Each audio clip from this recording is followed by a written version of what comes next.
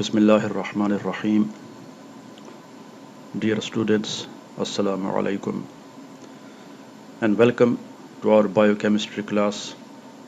We were discussing various non-covalent forces. अब तक हमने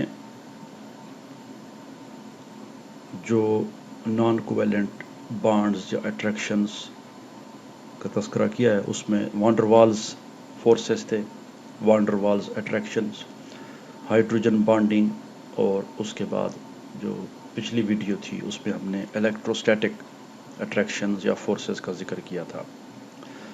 अब प्रोटीन के मॉलिक्यूल की जो फोल्डिंग होती है फाइनल पॉलीपेप्टाइड चेन की, उसमें एक और फैक्टर भी बहुत इम्पॉर्टेंट है और वो है हाइड्रोफोबिक अट्रैक्शंस। अब जैसे कि इसके नाम से जाहिर है, हाइड्रो वाटर हो गया, फोबिया जब दो मॉलिक्यूल्स ऐसे जिसमें एक वाटर हो और एक दूसरा कि उनमें फोर्सेस ऑफ अट्रैक्शन न हो तो हम इसको उस मॉलिक्यूल को हाइड्रोफोबिक कहते हैं। जैसे ये पानी है, वाटर मॉलिक्यूल है, तो वाटर मॉलिक्यूल आपको पता है कि इसके दो साइड्स होती हैं, ये इसके हाइड्रोजन वाली साइड है और ये ऑक्सीजन वाली साइड है। यहाँ पे पार्शियल नेगेटिव चार्ज होता है और यहाँ पे पार्शियल पॉजिटिव चार्ज होता है। अब वाटर मॉलिक्यूल पोलर मॉलिक्यूल है। अब कोई भी एक नॉन पोलर मॉलिक्यूल जिसके ऊपर नो चार्जेस हैं, वो जब इसके करीब आएगा तो वो आमतौर पे इससे दूर भागता है, तो इसको हम कहते हैं हाइड्रोफोबिक। ये जो मॉलिक्यूल है ये वाला, ये हाइड्रोफोबिक इसकी प्रॉपर्टी है कि इसकी वाटर के साथ कोई एफिनिटी नहीं है, फोर्स ऑफ अट्रैक्शन नहीं है। इसके मुकाबले में एक ऐसा मॉलिक्यूल आ जाए जिसके एक साइड पे पॉजिटिव और नेगेटिव चार्ज हो, तो वो फिर इधर अट्रैक्ट होगा, उसका पॉजिटिव एंड जो है वो इधर अट्रैक्ट होगा, नेगेटिव एंड जो है वो इधर अट्रैक्ट होगा, उसमें एफिनिटी पाई जाएगी। लेकिन ऐसा मॉलिक्यूल जिसके ऊपर कोई चार्जेस नहीं है, नॉन पोलर है, बिल्कुल टोटली नॉन पोलर है, तो उसकी पानी के साथ कोई एफिनिटी नहीं होती। अब ये जो है इसको हम हाइड्रोफिलिक कहेंगे, क्योंकि ये फिलिक अट्रैक्शन के माने में आता है, एफिनिटी के माने में आता है। तो ये उसके साथ फोर्सेस ऑफ अट्रैक्शन पैदा करता है, तो ये उसके साथ हाइड्रोजन बॉन्डिंग या कोई भी वीक बॉन्ड बना सकता है, लेकिन ये मॉलिक्यूल कोई बॉन्ड नहीं बनाएगा।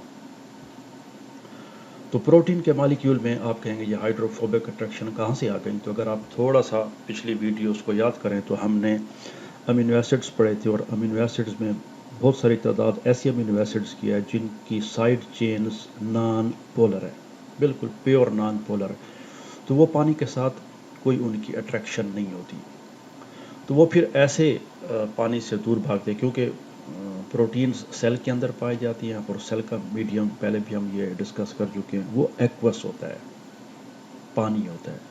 अब वो जो अमीनो एसिड्स हैं, फॉर एग्जांपल ये अमीनो एसिड है, कोई भी अमीनो एसिड है और ये उसकी साइड चेन है विच इज़ नॉन पोलर, तो अब ये पानी के साथ इसकी कोई एफिनिटी नहीं है, तो ये ऐसे फोल्ड हो जाएंगे या ऐसे होंगे कि ये पानी से दूर भागेंगे। तो प्रोटीन का मॉलिक्यूल ऐसे फोल्ड होता है कि वो इन हाइड्रोफोबिक जो उसकी साइड चेन्स होती हैं अमीनो एसिड्स की, उनको वो पानी से दूर रखता है और पानी के साथ जो पॉजिटिव या नेगेटिव चार्जेस वाले या पोलर साइड वाले अमीनो एसिड होते हैं वो उसके साथ इंटरेक्ट करते हैं। तो देखते हैं कि ये क्या होता है।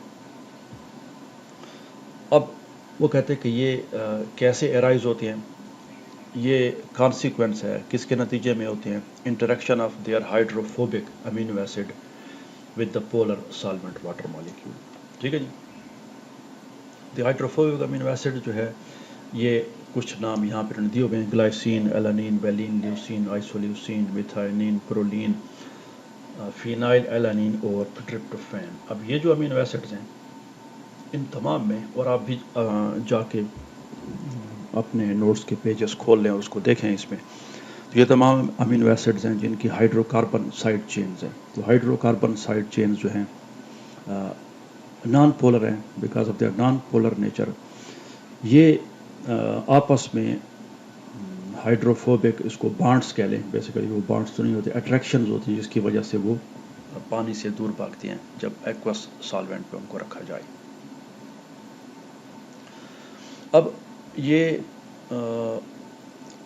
امینو ایسڈ کی جو سائڈ چینز جو کہ ہائیڈروفوبک ہوتی ہیں وہ یہ انگریزی میں اس کو ہم جکسٹپوز کہتے ہیں، یعنی نیکسٹ ٹو ون اندر، ایک دوسرے کے سامنے، یہ ہے تو یہ ہے، تو دس از جکسٹپوزیشن، آمنے سامنے آ جانا. تو یہ ہائیڈروفوبک جو سائڈ چینز ہوتی ہیں یہ آمنے سامنے آ جاتی ہیں، قریب آ جاتی ہیں، تو یہ پانی سے ہٹ جاتی ہیں. نتیجہ اس کا یہ ہوتا ہے کہ یہ ایک بڑا امپارٹنٹ کانسیپٹ ہے کہ یہ انرجی ریلیز کرتے ہیں، ریڈیوس کرتے ہیں. جبکہ امینو ایسڈ پانی میں داخل ہوتا ہے تو پانی کے سالوینٹ کے جو مالیکیول ہوتے ہیں وہ ایک ترتیب میں ہوتے ہیں، لیٹس میں ہوتے ہیں، تو یہ اس کو ڈسرپٹ کرتے ہیں. تو یہ جب اکٹھے ہو جاتے ہیں تو یہ دے ریلیز انرجی، جس کی وجہ سے یہ فری انرجی منیمم میں آ جاتے ہیں، جو کہ ایک اسٹیبل کنڈیشن ہو جاتی ہے.